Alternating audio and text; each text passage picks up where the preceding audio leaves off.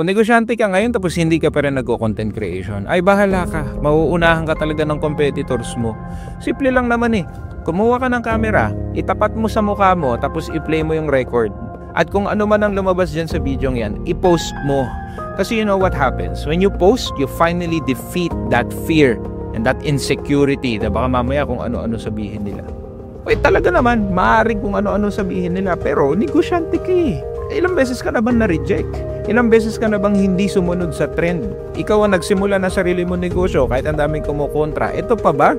Yung pagbibideo sa mukha mo, magpipigil sa'yo. At kung hanggang ngayon hindi mo pa rin ginagawa ang pagbibuild ng personal brand, mahihirapan ka. So ngayon 2025, alam mong payo ko sa'yo bilang negosyante.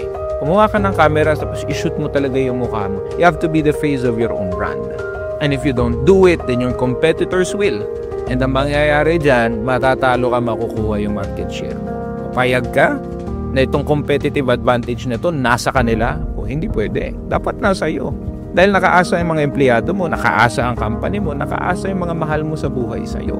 And if all it takes to upgrade your business is to finally have a face, to have you, to represent the company, then better grab your phone and make your first content. Because content creation will change the landscape of the business world.